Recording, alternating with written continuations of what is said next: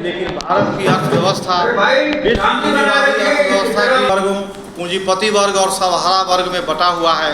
एक ओर फैक्ट्री, जमीन आदि उत्पादन के साधनों का मालिक पूंजीपति वर्ग है, तो दूसरी ओर अपनी श्रम शक्ति बेचकर मजदूरी पर जिंदा रहने वाला सर्वहारा वर्ग है।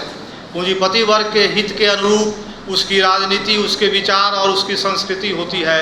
मजदूर वर्ग के हितों की रक्षा के लिए उसकी स्वतंत्र राजनीति, वर्गीय विचार व संस्कृति का होना लाजिमी है।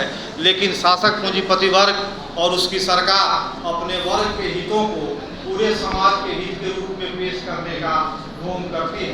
पूंजी की सत्ता के साए में बड़ी पूंजी के सामने छोटी पूंजी के मालिक बर्बाद हो रहे हैं और बड़े पैमाने की पूंजीवादी खेती के सामने छोटे पैमाने की खेती टिक नहीं पा रही है। ऐसी स्थिति में देहातों से काम की तलाश में शहरों की ओर जाने का सिलसिला अस्थायी या अस्थायी तौर पर लगातार जारी रहता है। देहातों से आने वाले ऐसे लोग आमतौर पर असंगठित क्षेत्र के मजदूरों के विशाल समुदाय में शामिल हो जाते हैं। संगठित क्षेत्र के मजदूरों की तुलना में असंगठित क्षेत्र के मजदूरों की हालत, मजदूरी, कार्य परिस्थिति, रहन सहन एवं मालिकों के विरुद्ध संघर्ष के मामले में बहुत ही खराब होती है। निर्माण मजदूर चौक चौराहों पर अपनी श्रम शक्ति को यानी अपने को बेचने के लिए खड़े रहते हैं। वे मंदिरों में, रेलवे स्टेशनों व फुटपाथों आदि पर रात गुजारा करते हैं। कई लोग एक ही कमरे में रहते हैं। देश के पैमाने पर करीब 50 करोड़ मजदूर असंगठित क्षेत्र में कार्य करते हैं। बिहार में कार्यरत मजदूरों में 95% असंगठित क्षेत्र के हैं। यूनियन में संगठित होने के चलते, नहीं होने के चलते ये मजदूर न मालिकों की मनमानी के खिलाफ संघर्ष कर पाते हैं और न सामाजिक सुरक्षा, पेंशन, शिक्षा, स्वास्थ्य आदि को लेकर सरकार के सामने प्रदर्शन कर पाते हैं। मजदूरी व्यवस्था के तहत मजदूरी में उतार चढ़ाव का नियम लागू होता है। मालिक वर्ग की कोशिश मजदूरी को शारीरिक न्यूनतम स्तर सिर्फ जीवित रहने योग्य तक ले जाने की होती है। इसलिए मजदूरी में बढ़ोतरी के लिए संघर्ष जरूरी है ताकि कम से कम पुरानी स्थिति भी बरकरार रहे, पहले की तुलना में और बदतर न हो जाए। एक अधिकारी पूंजीवाद के ज़माने में जहां पूंजीपति अधिकतम मुनाफा बटोरना चाहता है, ऐसी स्थिति में यदि मजदूर मजदूरी के लिए संघर्ष न करे और इस मामले को पूंजीपति की मर्जी पर छोड़ दे तो उसकी हालत एक गुलाम से भी ज़्यादा खराब हो जाएगी। इसलिए कहा गया है मजदूर वर्ग की मुक्ति स्वयं मजदूर वर्ग का काम है। मजदूर वर्ग की गुलामी इस बात में निहित है कि उसे जिंदा रहने के लिए शोषक वर्ग के लिए दौलत पैदा करना पड़ता है, उसकी पूंजी में वृद्धि करनी पड़ती है।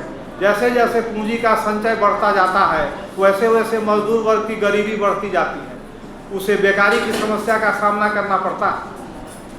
जिंदा रहने के लिए जिस पूंजी को मजदूर वर्ग पैदा करता है वही पूंजी उसके जिंदा रहने पर भी सवाल खड़ा कर देती है। पूंजीवादी उत्पादन प्रणाली के चलते पूंजीवादी अर्थव्यवस्था में तेजी, अति उत्पादन, मंदी और ठहराव का चक्र आता रहता है जो मजदूरों को बुरी तरह प्रभावित करता है। बिक्री के लिए बने मकानों के खरीदार जब नहीं मिलते हैं तब नए भवन बनाने में कमी आ जाती है और इस तरह निर्माण मजदूरों के सामने काम की कमी पैदा हो जाती है। मजदूर वर्ग आजीविका की अनिश्चितता, कंगाली, भुखमरी व वेश्यावृत्ति जैसी समस्याओं से अपने को घिरा पाता है। पूंजीपति वर्ग और उसकी सरकार पूंजीवादी संपदा वृद्धि को विकास का नाम देती है जो मजदूर वर्ग को गुलामी के शिकंजे में कसता जाता है। पूंजीपति वर्ग संगठित है, अपने हितों की रक्षा के प्रति चेतनशील है और दिन रात इस योजना में लगा रहता है